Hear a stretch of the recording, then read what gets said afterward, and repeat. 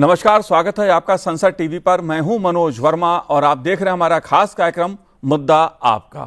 आज हम बात करेंगे सरकार की और संसद की, विपक्ष के रवैये की। इस मुद्दे पर बात इसलिए क्योंकि बुधवार को केंद्रीय संसदीय कार्य मंत्री किरेन रिजिजू ने कहा कि सरकार नीट पेपर लीक और उससे जुड़े सभी मुद्दों पर संसद में विस्तृत चर्चा के लिए पूरी तरह तैयार है। उन्होंने विपक्ष से अपील की कि वह ऐसी शर्तें ना लगाएं जिससे चर्चा ही शुरू ना हो सके। उन्होंने कहा कि संसद का उद्देश्य बहस और संवाद है, इसलिए सभी दलों को नियमों के तहत सार्थक चर्चा में हिस्सा लेना चाहिए। विपक्ष जो भी कहना चाहता है वह चर्चा के दौरान पूरी बात रख सकता है। यदि चर्चा लंबी चलेगी तो हर संसद को अपनी बात रखने और अपने मुद्दे उठाने का अवसर मिलेगा। हम किसी को रोक नहीं सकते, लेकिन अगर ऐसी शर्तें रखी जाएं कि चर्चा ही ना हो पाए तो इसका मतलब यह है कि विपक्ष चर्चा नहीं चाहता। दूसरी ओर संसद के दोनों सदनों में विपक्षी दलों ने भी नीट मुद्दे पर चर्चा की मांग की। लोकसभा अध्यक्ष ओम बिरला ने कहा कि सरकार और विपक्ष दोनों इस मुद्दे पर चर्चा करने को तैयार हैं, लिहाजा सदन का संचालन सुचारू रूप से करने के लिए विपक्ष सहयोग करे। जाहिर सी बात है, एक ऐसा मुद्दा जिस पे विपक्ष और सत्ता पक्ष दोनों चर्चा चाहता है, लेकिन दोनों की जो अपनी अपनी बात है, अपने अपने मुद्दे हैं, उसके चलते सदन की कार्रवाई में व्यवधान भी पैदा हो रहा है और मानसून सत्र के 3 दिन जो गुजरे हैं उसमें कामकाज एक तरह से प्रभावित हुआ है। क्यों प्रभावित हुआ है और विपक्ष क्या चाहता है, सत्ता पक्ष की क्या रणनीति है, इन्हीं सभी मुद्दों को समझने की कोशिश करेंगे अपने इस खास कार्यक्रम मुद्दा आपका में। 2 खास मेहमान मेरे साथ इस समय जुड़े हुए हैं। राज्यसभा के वरिष्ठ सांसद डॉक्टर लक्ष्मीकांत वाजपेयी जी हमारे साथ हैं। वाजपेयी जी, बहुत बहुत स्वागत है आपका संसद टीवी पर। साथ ही हम बात करेंगे वरिष्ठ पत्रकार आशुतोष झा जी से। आशुतोष जी, बहुत बहुत स्वागत है आपका संसद टीवी पर। लेकिन आइए सबसे पहले सुनते हैं कि संसदीय कार्य मंत्री ने लोकसभा में क्या कहा। सरकार नीट पेपर लीक का चर्चा के लिए पूरी तरह से तैयार है और हमने पहले दिन से कहा है, जब चर्चा होती है तो किसी नियम के तहत होना पड़ता है और इसका व्यवस्था बनाना पड़ता है।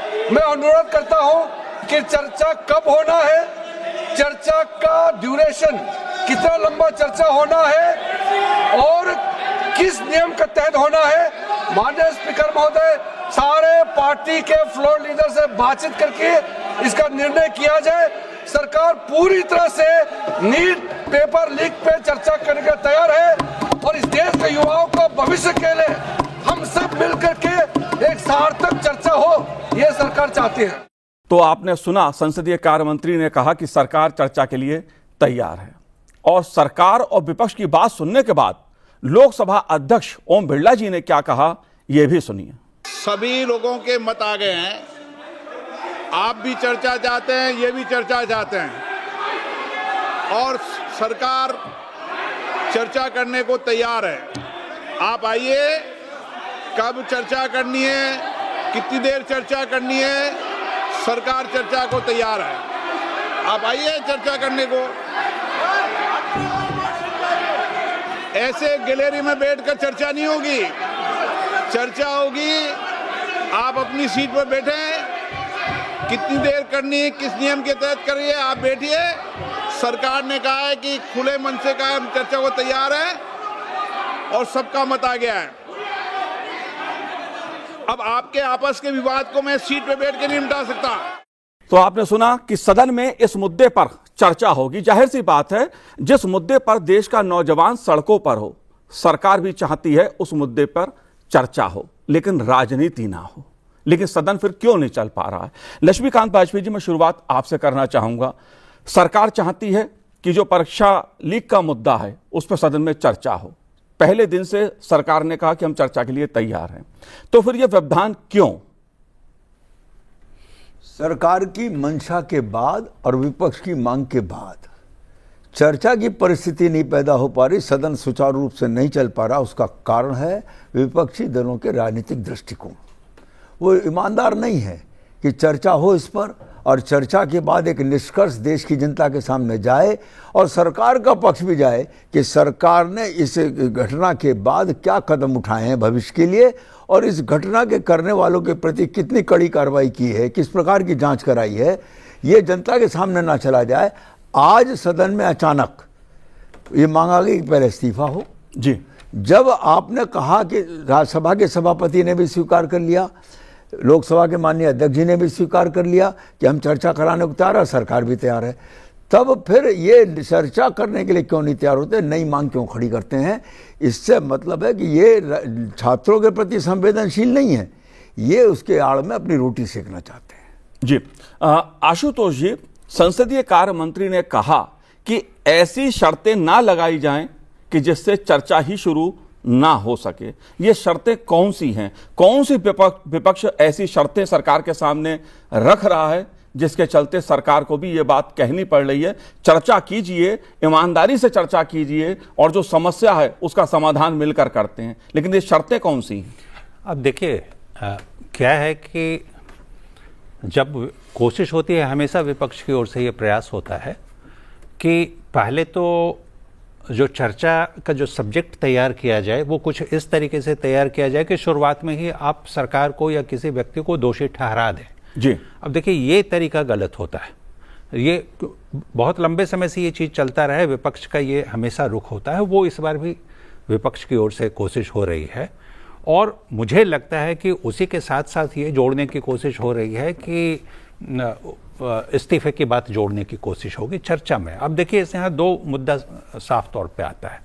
नीट पे चर्चा होनी चाहिए, इसमें सरकार और विपक्ष की मांग हो रही थी, सरकार भी तैयार है, देश की जनता भी चाहती है कि हाँ ठीक है, एक बार चर्चा होनी चाहिए कि क्यों ऐसी घटना 3-4 बार हो गई, क्योंकि बच्चों के भविष्य का सवाल था। तो मुझे लगता है कि जनता चाह रही है कि इस पर डिस्कशन हो, जी, वो भी सुने। और विपक्ष के लिए ये अच्छा होता है, जैसा वाजपेयी जी ने अभी कहा ना कि एक बार की ये डिमांड हो गया कि नहीं, पहले अब इस्तीफा दो। दो चीजें देखिए आप विपक्ष के रुख में कि क्यों लगता है कि वो नहीं चाह रहे हैं कि बहुत सुचारू हो पाए, कि एक विपक्ष बोल रहा है, सर कांग्रेस की ओर से बात हो रही है कि नहीं, पहले अब तो इस्तीफा। हालांकि 2 दिन पहले तक वो भी चर्चा की ही बात कर रहे थे, जो राहुल गांधी बैठे थे उस समय भी ये बातें आ गई। आज ही दिन अखिलेश, जो कि विपक्ष के एक बड़े दल के नेता हैं, उन्होंने कहा अरे इस्तीफा बाद में हो जाएगा, पहले चर्चा कर लो। अब देखिए, विपक्ष में भी एकजुटता नहीं बन पा रही है। वहाँ पूरी कोशिश ये है, और जो शर्त रखने की बात हुई, क्योंकि वो एक सब्जेक्ट उस तरीके से तैयार करेंगे रूल के हिसाब से कि पहले ही आप दोषी ठहराएं, तो ये अवरोध, नया अवरोध खड़ा करने की कोशिश हो रही है, मुझे ऐसा लग रहा है। जाहिर सी बात है, चाहे विपक्षी दल हो या दूसरे दल हो, सबकी अपनी अपनी राजनीति भी है, लेकिन नीट पेपर लीक पर चर्चा राजनीतिक दलों के हितों से कहीं अधिक महत्वपूर्ण है। यह मुद्दा देश के नौजवान का है और इस पर सरकार भी ईमानदारी से चर्चा चाहती है, विपक्ष भी चर्चा की मांग कर रहा है। लेकिन लक्ष्मीकांत वाजपेयी जी, मैं आपसे एक बात समझना चाहता हूं, क्योंकि जब इतना बड़ा मुद्दा एक बन के उभर के सामने आ गया, जाहिर तौर पर बात है नीट पेपर का मुद्दा है, प्रधानमंत्री जी ने भी कहा इस मुद्दे पर, प्रधानमंत्री नरेंद्र मोदी जी ने जब संसदीय दल की बैठक हुई उसमें भी, कि मुद्दा गंभीर है और सख्त कार्रवाई की गई है और की जाएगी, किसी को नहीं बख्शा जाएगा जो भी पेपर लीक में शामिल होगा। मैं आपसे ये समझने की कोशिश कर रहा हूं कि आखिर बच्चों के भविष्य के साथ जो खिलवाड़ हो रहा है, जिस पे आज नौजवान सड़कों पर है, क्या है इसका इतिहास? किस तरह की राजनीति हो रही है इस मुद्दे पर? क्यों राजनीति बंद नहीं होती इस मुद्दे पर? देखिए, मैं इस बात को आपके सामने रखना चाहता हूं। इसकी मूल परीक्षा 3 मई को आयोजित हुई थी जी, और परीक्षा रद्द करने की घोषणा 12 मई को हुई थी। उसके बाद पुनः परीक्षा 21 जून को हुई नए एडमिट कार्ड के साथ, और फिर पुनः परीक्षा का परिणाम 16 जुलाई घोषित हुआ। सरकार की नीयत, सरकार ने जांच कराई सीबीआई से जी, जो दोषी सामने आते जा रहे हैं उनको कटघरे में खड़ा करने का काम भी सरकार कर रही है। साथ ही साथ समानांतर तरीके से भविष्य में इस प्रकार की घटनाएं ना हो उसकी व्यवस्था सरकार कर रही है। तो सरकार की नीयत पर शक करना तो राजनीतिक कारणों से है जी। सरकार ने ये इसको अच्छा नहीं माना, गलत हुआ है ये। और आदरणीय प्रधानमंत्री जी ने तो एक शब्द इस्तेमाल किया कि ये घोर पाप है। जी, और उस पाप को जिन्होंने किया उसको छोड़ेगी नहीं सरकार, ये भी संकल्प व्यक्त किया है।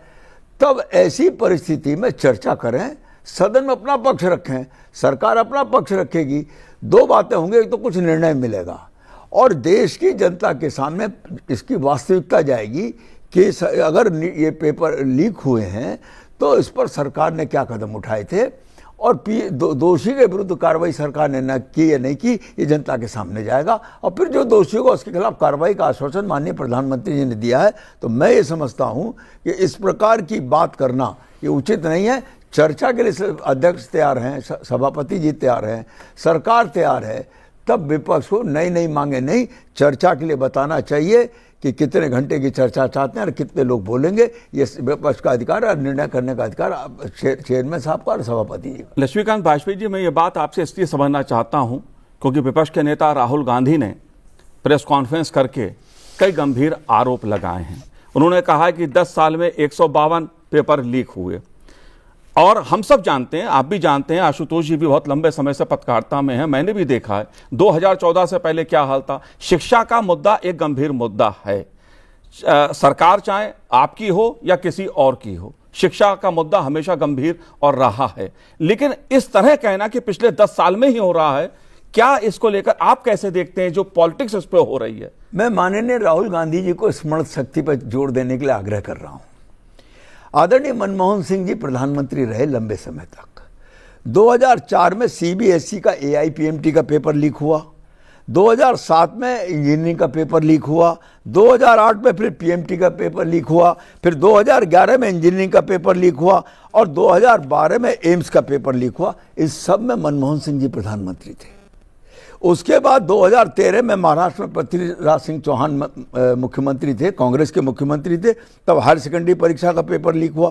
डॉक्टर मनमोहन सिंह प्रधानमंत्री थे और अशोक गहलोत राज्य के मुख्यमंत्री थे, राजस्थान का एडमिनिस्ट्रेटिव सर्विस का पेपर लीक हुआ।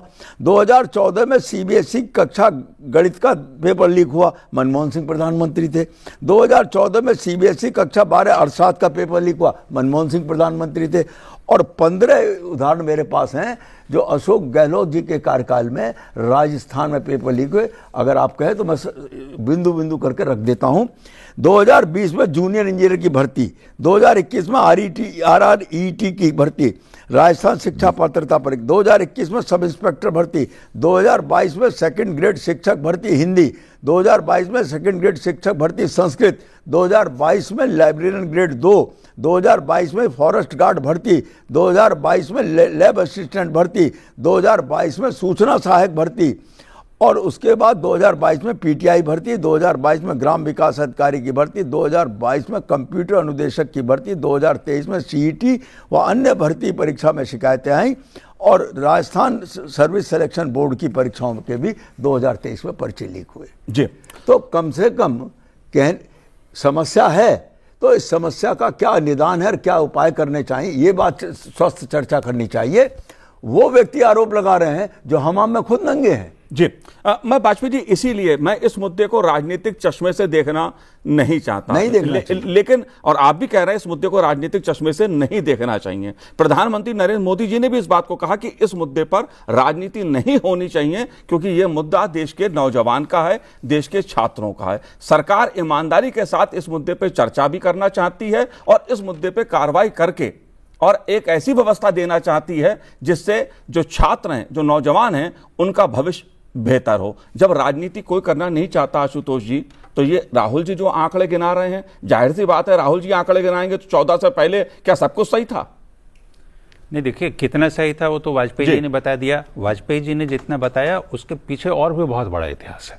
देखिए ये सच्चाई है कि शिक्षा व्यवस्था में अलग अलग परीक्षाओं में नकल, लीक होना, इसकी घटनाएं हर राज्य में होती रही है, कोई इसे रोक नहीं पाया। लेकिन देखिए दूसरे तरीके से देखिए तो जब नरेंद्र मोदी सरकार बनी तो बाकी जो दूसरे स्फेयर्स थे वहाँ जितने सकारात्मक बदलाव आए तो माना जा रहा था कि ये इस क्षेत्र भी जो है सो बिल्कुल स्वच्छ होगा। देखिए शिक्षा में बहुत सारे बदलाव आए, आप स्कूली लेवल पे जाइए या हायर एजुकेशन में जाइए, बहुत रिफॉर्म्स हुए हैं, बहुत रिफॉर्म्स हुए हैं। स्कूलों का आप देखिएगा जो उनका रिपोर्ट आता है उसमें भी बदलाव शुरू हुए तो जाहिर तौर पर लोगों में एक बात ये थी कि शायद ये भी बिल्कुल रुक गया होगा, जो दिखा कि वो वहां पर चूक हुई जी। और जाहिर तौर पे चूक हुई ये तो साबित हो गया ना कि जब सरकार ने बिल्कुल कस लिया, आंखें नजरें गड़ा दी कि अब चूक होने नहीं देंगे, तो बाकी जो नीचे के लोग कर रहे थे कुछ गड़बड़ियां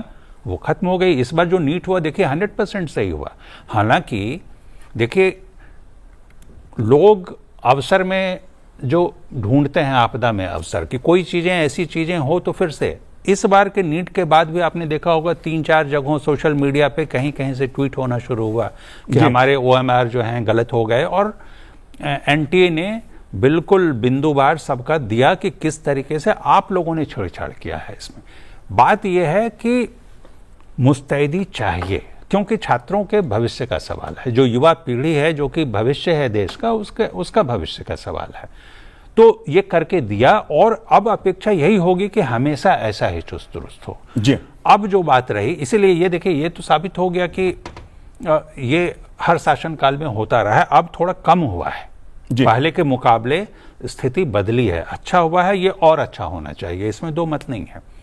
राहुल के साथ देखिए दूसरी मजबूरी है, मैं सिर्फ राहुल गांधी की बात कर रहा हूं, बाकी जो आंदोलन चल रहे हैं उससे परे।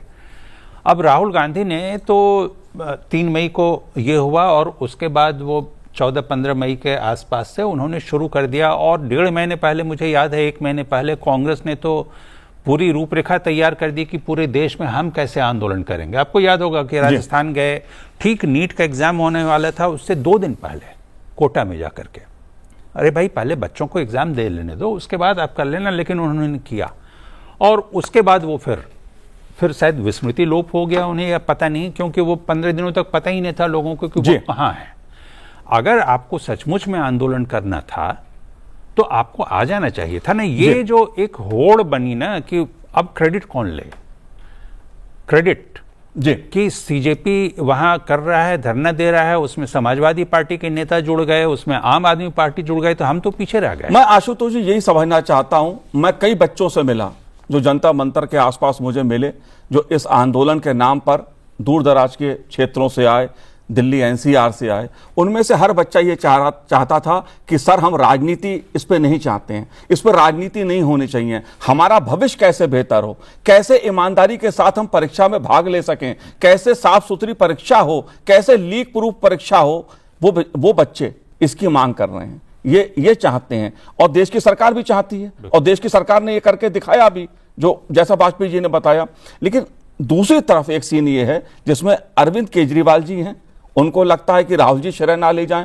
राहुल जी प्रधानमंत्री के आवास पर जाके धरने पर बैठ गए, विपक्ष के नेता हैं राहुल जी। मैं आपसे समझना चाहता हूं चीजों को, एक तरफ देश में वर्ग है जो ये चाहता है हमारी शिक्षा व्यवस्था बेहतर हो, सरकार आपकी नई शिक्षा नीति भी लेकर आई, उम्मीद है कि देश की शिक्षा व्यवस्था बेहतर होगी। लेकिन दूसरी तरफ ये जो राजनीति है कि एक तरफ अरविंद केजरीवाल के वक्तव्य हैं, राहुल जी का प्रधानमंत्री आवास के पास जाके धरने पर बैठना, इसको कैसे देखते हैं आप? ये 3 राजनीतिक दल हैं, आम आदमी पार्टी, कांग्रेस पार्टी और समाजवादी पार्टी। इसका तीनों में प्रतिस्पर्धा है कि कौन किसका कितना श्रेय लेके जाएगा इसका। इनमें से तीनों की रुचि छात्र के हित में नहीं है। अगर छात्र हित में रुचि होती तो सदन में स्वस्थ चर्चा करें, स्वस्थ चर्चा करके अपने सुझाव दें और सरकार उन सुझावों को स्वीकार करके उन पर कार्रवाई करे। ये एक स्वस्थ परंपरा है लोकतंत्र की, लेकिन वो नहीं चाहते। मैं उदाहरण देना चाहता हूं कि सरकार ने सुरक्षा प्रणाली को और डिजिटल निगरानी और प्रश्न पत्रों की सुरक्षा की व्यवस्था को और मजबूत करने का निर्णय ले लिया है। सरकार ने दोषियों के विरुद्ध हम कार्रवाई करेंगे, इसके लिए संकल्प व्यक्त किया है। भविष्य में पेपर लीक न हो इसके लिए संस्थागत सुधारों का भी आश्वासन दिया है। इस सब के बाद भी छात्रों का आंदोलन है, छात्र के हित पर राजनीति नहीं करनी चाहिए। सदन में स्वस्थ चर्चा करें और सदन में जो अच्छे सुझाव आएंगे सरकार उसको स्वीकार भी करेगी और उसके बाद उसकी व्यवस्था भी करेगी। जी वाजपेयी जी, एक बड़ा मुद्दा जिसकी तरफ प्रधानमंत्री नरेंद्र मोदी जी ने भी इशारा किया और यह कहा कि केंद्र के साथ साथ सभी राज्यों को एकजुट होकर लीक प्रूफ परीक्षा का ढांचा खड़ा करने की जरूरत है, आवश्यकता है। इस मुद्दे को आप कैसे देखते हैं? क्योंकि केंद्र सरकार ठीक है, नीतियां बनाती है, राज्यों की अपनी भूमिका महत्वपूर्ण है। हम ये नहीं कह सकते कि केंद्र सरकार, भारत सरकार ही जिम्मेदार है, क्योंकि राज्यों की भी शिक्षा व्यवस्था राज्यों के भी अधीन है। इस मुद्दे को आप कैसे देखते हैं? इस पहलू पर क्या कहना है आपका? नहीं, निश्चित तौर पर बिना राज्यों के सहयोग के केंद्र का कोई निर्देश पालन नहीं हो सकता। छात्र राज्य सरकार में छात्रों के प्रति उत्तरदायी हैं, और मेरा इतना ही कहना है कि किसी तरीके से भी करें, लेकिन अंततोगत्वा छात्रों के ऊपर राजनीति ना करें, और हम सब मिलकर राजनीतिक हितों से ऊपर उठकर छात्रों की भविष्य की व्यवस्था को ठीक करें, भविष्य में इस प्रकार की घटनाओं की पुनरावृत्ति न करें। लेकिन राज्य सरकार का सहयोग अपेक्षित है। अब हो क्या रहा है, राज्य सरकारें अलग अलग विचारधारा की हैं, अलग अलग दलों की हैं। वो अगर अपने राजनीतिक दल की विचारधारा या निर्देश का पालन करने लगे तो ये सिस्टम ठीक नहीं हो सकेगा। इसलिए इस पर एकमत होना चाहिए। भारत की भावी पीढ़ी के प्रति हमारा जो कर्तव्य है उसकी तरफ हमको एक होना चाहिए। जी, क्या जैसा अखिलेश यादव ने कहा कि सदन में आज भी उन्होंने कहा कि यह मुद्दा केवल इस्तीफे तक सीमित नहीं है, बल्कि दोषियों के खिलाफ कार्रवाई, कड़ी से कड़ी कार्रवाई की जानी चाहिए। एक तरफ इस्तीफे को लेकर ज्यादा शर्तबाजी राजनीति देखने को, सुनने को मिल रही है। शिक्षा मंत्री धर्मेंद्र प्रधान जी ने उसका जवाब भी दिया। इसको आप कैसे देखते हैं? क्या इस्तीफा महत्वपूर्ण है या देश की शिक्षा व्यवस्था सुधरे, उसमें बदलाव हो, इस पे चर्चा सदन में हो? देश क्या चाहता है? जाहिर तौर पर देश और हर व्यक्ति यही चाहता है कि बदलाव हो शिक्षा व्यवस्था में। देखिए भाई, इसी मंत्री के रहते हुए तो इस बार नीट की परीक्षा बहुत अच्छी हुई ना। देखिए, सिस्टम सब कुछ ऊपर से नहीं चलता। एक एग्जाम कोई हो रहा है वो मंत्री नहीं करवा रहा होता है, एक सिस्टम है। ठीक है कि मंत्री की जिम्मेदारी बनती है कि वो निगरानी और व्यवस्था दुरुस्त करें, वो एक इशू है। लेकिन जो अखिलेश ने बात कही कि ठीक है इस्तीफा तो होता रहेगा, भाई इस्तीफा होगा या नहीं होगा वो बाद की चीजें हैं। वो प्रधानमंत्री तय करते हैं कि उनके कैबिनेट में कौन होगा, नहीं होगा। आपने चुनाव जो है, आपने सरकार बना दी, पार्टी ने प्रधानमंत्री बना दिया, अब जो है सरकार चल रही है। शिक्षा व्यवस्था कैसे बदले इस पे, और इसीलिए प्रधानमंत्री ने जिस तरीके से बात की, कोई दोषी नहीं बचेगा, इसको ध्यान में रखना चाहिए। और इसी को ध्यान में रख के भाषण, जब ये चर्चा हो तो सभी दलों को ये कोशिश करनी चाहिए कि ऐसे पिन पॉइंटेड कुछ सजेशंस दें जिसमें सचमुच में बदलाव हो जाए। बिल्कुल। क्योंकि देखिए, बहुत सारी पार्टियां हैं जो अलग अलग राज्यों में सत्ता में रह चुकी है, हो सकता है कई सत्ता में रहने के लिए आए, तो ये बहुत बड़ा मौका है जिसपे बहुत चर्चा की, गहन चर्चा की जरूरत है। तो वो ज्यादा जरूरी है कि सुचारू हो और चर्चा होनी। जी, अरे आशुतोष जी, राजनीति के लिए और बहुत मुद्दे हैं। शिक्षा का मुद्दा इस देश के नौजवान से जुड़ा मुद्दा है। अब देखिए, आपने मनोज जी ये बात कह दी तो ठीक है। अब सवाल ये आता है कि अगर देश में 3-4 इलेक्शन हर साल हो रहे हों तो यहां राजनीतिक दल हर मुद्दे पर राजनीति करता है, मुद्दों पर राजनीति नहीं करके हर मुद्दे पे राजनीति करता है। ये एक मौका है। अभी 3-4 इलेक्शंस आ रहे हैं तो अपोजिशन को एक बहुत बड़ा मौका मिला कि चलो इसी को पहले मुद्दा बनाया जाए। आपने देखा नहीं कि 2 दिन पहले सिंगू बॉर्डर पर आकर के किसान फिर से जमा होने लग गए थे? ये क्या है? ये हर इलेक्शन के समय में हम लोगों को देखने मिलता है कि कुछ न कुछ, कहीं न कहीं कोई एक आंदोलन खड़ा। और मैं एक चीज याद दिला देना चाहता हूं, अगर आपने ये बात छेड़ दी तो अभी कुछ दिनों पहले INDIA की बैठक हुई थी, तो उसमें राहुल गांधी ने क्या कहा था कि भाई हमें ये कोशिश करनी चाहिए कि पूरे देश में जो है सो लोग खड़े हों सरकार के खिलाफ। ये क्या है? जिस तरीके से राजनीतिक दल जुड़े इसके साथ 21 दिन से उनका चल रहा था, अभी तक तो कोई नहीं दिख रहे थे। जब संसद का कार्यकाल शुरू होना था, ये मानसून सत्र शुरू होना था, उसके एक दिन पहले समाजवादी पार्टी पहुंच रही है, वो पहुंच रहे हैं, और मौका मिलते ही राहुल भी कूद रहे हैं। आशुतोष जी, मैं तो ये जानता हूं देश की जनता ये चाहती है कि शिक्षा, स्वास्थ्य, विकास जैसे ऐसे मुद्दे हैं जिन पर राजनीति ना हो, वो कोई भी हो। मैं साफ तौर पर इस बात को कह रहा हूं क्योंकि प्रधानमंत्री जी ने भी इस बात को कहा है कि शिक्षा, स्वास्थ्य जैसे मुद्दों पर राजनीति नहीं होनी चाहिए। लक्ष्मीकांत वाजपेयी जी, मानसून सत्र, कई महत्वपूर्ण बिल हैं, 3 दिन हो गए सदन में व्यवधान, विपक्ष की नारेबाजी के कारण गतिरोध की स्थिति बनी हुई है। कई महत्वपूर्ण बिल हैं। संसदीय कामकाज पे जो असर पड़ता है व्यवधान के चलते, क्योंकि सदन में मुद्दों पे चर्चा हो, संवाद हो। लोकसभा अध्यक्ष ओम बिरला जी ने इस बात को 3 दिन से लगातार वो कह रहे हैं सदन के अंदर कि चर्चा कीजिए मुद्दों पर, सरकार तैयार है। आप इसको कैसे देखते हैं कि जब कामकाज प्रभावित होता है सदन का, क्या असर पड़ता है? निश्चित तौर पर सदन एक चर्चा का माध्यम है जी, और सदन देश की जनता के सामने पक्ष और विपक्ष दोनों की विषय को रखने का मौका है। हम उस मौके का इस्तेमाल नहीं कर रहे हैं, ये बड़ी कठिन स्थिति है और हम 100% राजनीति कर रहे हैं। अगर सदन में स्वस्थ चर्चा हो जाए तो भविष्य की दिशा तय हो जाएगी कि इसमें से क्या हमको कदम उठाना चाहिए। मैं एक बात और कहना चाहता हूँ, जैसा आदरणीय आशुतोष जी ने कहा, आपदा में अवसर वाला विषय, ये इसमें से राजनीति ढूंढ रहे हैं, अपनी संभावित चुनाव की दिशा तय करना चाहते हैं। नहीं तय होगी, जनता अब विकास पर है। आदरणीय प्रधानमंत्री जी के इस 14 साल की सरकार का एक परिणाम चुनाव पर निश्चित है, प्रभाव है कि जो भी मुद्दे चुनाव में रहा करते थे, जाति के, फलाने ढिमाके, अब उन सबके ऊपर विकास आ गया है। जनता ये देखती है कि किसने हमारे क्षेत्र में क्या कठिनाई थी और किसने विकास किया है। उस सांसद, उस विधायक प्रत्याशी के प्रति रहती है, उस पार्टी के प्रति रहती है। इसलिए विकास पर ही प्राथमिकता, और इस वक्त की परिस्थिति में नौजवानों के हितों के लिए प्राथमिकता होनी चाहिए। उस पर कोई समझौता नहीं करना चाहिए, ना उस पर कोई राजनीति करनी चाहिए। लेकिन आशुतोष जी, सदन चल रहा है, मानसून सत्र चल रहा है, जाहिर तौर पर विपक्ष के लिए एक मंच है अपनी बात कहने का, सरकार से सवाल पूछने का, लेकिन विपक्ष सड़क पर अधिक नजर आ रहा है। संसद में गतिरोध उत्पन्न, विरोध, नारेबाजी, काले कपड़े, झंडे, बैनर, इसको आप कैसे देखते हैं? ये ऑप्टिक्स की राजनीति है मनोज जी। आप भी देख ही रहे हैं इतने दिनों से क्या हो रहा है कि हमें दिखना है। अब आप भी जानते हैं, मैं भी पर्सनली जानता हूं, ये भी जानते हो कि बहुत सारे तो ऐसे लीडर्स भी होते हैं जो कुछ विवाद खड़ा करके दिखना चाहते हैं और फिर अपनी कॉन्स्टिट्यूंसी में उसी चीज़ों को प्रचारित भी करते हैं कि देखो। तो ये राजनीति बहुत लो स्तर पर है अभी फिलहाल। क्यों? क्योंकि देखिए, एक बार तो डिमांड होती है कि भाई संसद का जो सत्र है उसका 100 दिन का किया जाना चाहिए, कम से कम साल भर में हो। वो घटता जा रहा है, लेकिन फिर भी जितने दिन बचते हैं उसमें भी रुचि नहीं है। इस बार जैसे 19 दिन का शायद वाजपेयी जी ये है। अब 19 दिन में आपने 5 दिन तो वैसे ही 3 दिन गंवा दिया है आपने जी।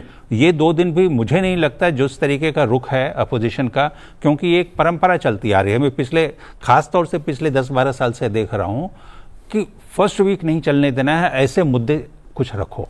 एक बड़ा मुद्दा छूट जाएगा इस चर्चा के दौरान अगर इस मुद्दे को नहीं छुआ। जो कोचिंग माफिया है, जो हम कहें जो छात्रों को जो एक बड़ी समस्या भी है, इसको लेकर एक अक्सर ये मुद्दा भी उठता है कि जो हम कहें एजुकेशन माफिया जिसे कहा जाए, कि क्या ये पेपर जो लीक होते हैं, इस भूमिका को आप कैसे देखते हैं जो मीडिया माफिया करके एक शब्द चर्चा में है? निश्चित तौर पर पेपर लीक में भूमिका तो वाजपेयी जी, ये मुद्दा मैं इसलिए समझना चाह रहा हूं क्योंकि बात चाहे 14 के बाद की हो या 14 से पहले की हो, ये एजुकेशन माफिया जो है ये हमेशा एक बड़ी समस्या रहा है देश के सामने। मेरा तो ये निश्चित मत है कि एजुकेशन माफिया ही अब चिन्हित किए जाने चाहिए और उन पर सघन चेकिंग रखनी चाहिए जिससे कि वो गड़बड़ ना कर सकें। मैं आपको एक उदाहरण दे दूं कि आदरणीय आशुतोष जी ने ये बात कही कि राहुल जी कोटा गए। कोटा क्यों गए? कोचिंग का सेंटर है देश का सबसे बड़ा, इसलिए वो कोटा गए। क्या पर्पस था कोटा का? बच्चे तो हर जिले में थे, लेकिन कोटा में जाकर क्या संदेश देना चाहते थे वो, ये बात अपने आप में बड़ी महत्वपूर्ण है। जी बिल्कुल, जाहिर सी बात है आशुतोष जी की देश उम्मीद कर रहा है कि जो शिक्षा का मुद्दा है, जो नीट परीक्षा का मुद्दा है, उससे जुड़े मुद्दे हैं, इस पर सदन में एक गंभीर चर्चा हो। आप कैसे देखते हैं जो आने वाले दिन हैं उसमें क्या इस पर गंभीर चर्चा हो पाएगी या पूरी राजनीति शर्तों में उलझ के रह जाएगी? देखिए, चर्चा होगी, मुझे लगता है ये होगी, 2 दिन में हो, 2 दिन के बाद हो, आगे हो, जो हो, लेकिन गंभीर होगी, इस पे मुझे गंभीर संदेह है। क्यों? क्योंकि ये जितने नारे अभी बाहर लग रहे हैं, जो आरोप अभी बाहर लग रहे हैं, वही आरोप वहाँ दोहराए जाएंगे, बिना तथ्य भी दोहराए जाएंगे, और हर नेता वही दोहराता हुआ आपको अपोजिशन का मिलेगा। और मुझे तो बल्कि ये भी लग रहा है कि जब सरकार की ओर से जवाब देने की बारी आए तो, क्योंकि ये भी एक ट्रेंड है वाजपेयी जी आजकल देख रहा हूं, तो विपक्ष गायब हो जाता है जी। कहीं वैसा भी फिर से न दिखे तो गंभीर चर्चा होगी, इस पे मुझे संदेह है। जी, आप कैसे उम्मीद कर रहे हैं, क्योंकि अब सबकी उम्मीदें जो आम जनता की जो उम्मीद है वो सदन पे लगी है कि सदन में एक अच्छी चर्चा होगी, सकारात्मक चर्चा होगी, सार्थक चर्चा होगी। आप क्या उम्मीद कर रहे हैं? नहीं, आशा तो रखनी चाहिए जी, कि सार्थक चर्चा होगी। बिल्कुल निराशा जैसी बात नहीं होनी चाहिए। और जैसा आदरणीय आशुतोष जी ने भी अभी कहा कि अपनी बात कहेंगे और जब सरकार का उत्तर आ जाएगा तो भाग जाएंगे, वॉकआउट कर जाएंगे। मेरा ये कहना कि लोकतंत्र में अपनी बात भी कहो और दूसरे की बात भी सुनने की क्षमता रखनी चाहिए। सदन का बायकॉट नहीं करना चाहिए।